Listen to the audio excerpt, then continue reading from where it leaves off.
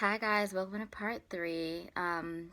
Part three is literally focused on how I realized interior design is really important for our well-being, which is something I heavily learned through experience and when I decided to go back into interior design school. Here's the gist. It's a bit of a sad story, but it's fine because it has a happy ending. So when I was 31, I was still taking care of my mother. I went away for a week-long work trip. I'm talking about work as in that corporate job. And I was all excited um, to come back. Even though I had an amazing trip, I met a great women. It talked a lot about like goals and what did you wanted to do, but for everything they were saying, I kept on correlating it back to my interior design business. So as I was coming back, all excited, I had like a new company name, I had all these things I wanted to do, I was super focused. Long story short, sometime that morning on the day I was coming back, my mother had passed away.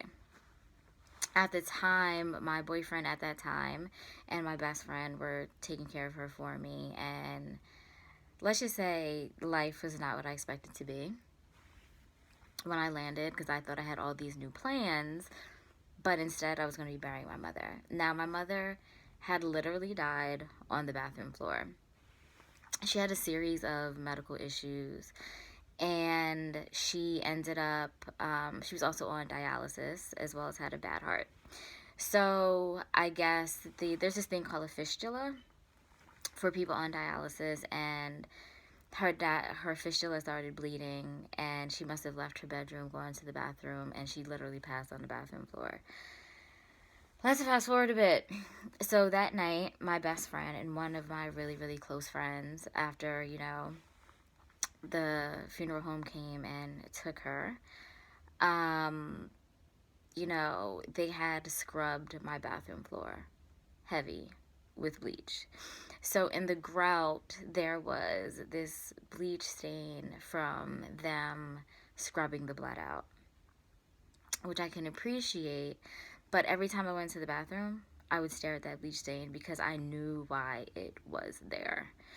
And then my first instinct was, I have to change how this house feels because my mother just died in it. And I went and I painted her bedroom this ridiculously islandy blue. And I say ridiculous because it wasn't even a color that was my style. It was just, it was a really happy color. That's how I wanted to feel. But it didn't work because that's not what design is.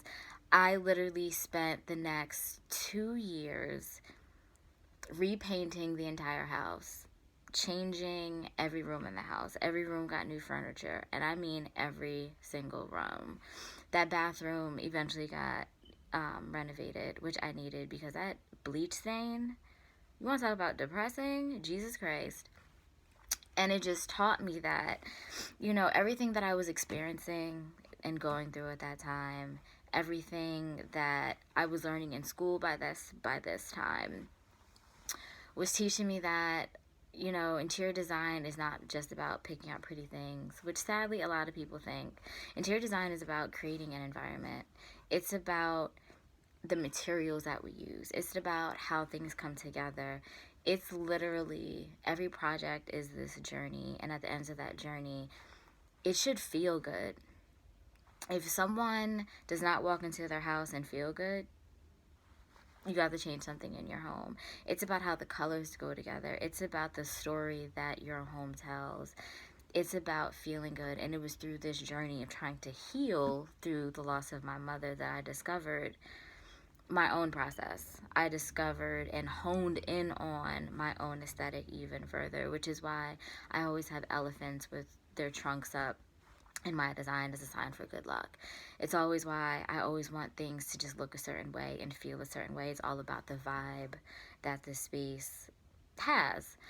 And I think it's really important when people go through something big in life, whether it be good or bad, it's important that they also address how they're going to feel at home, whether it be a loss of a parent, a loss of a sibling, or a spouse. But life changes literally should also include home.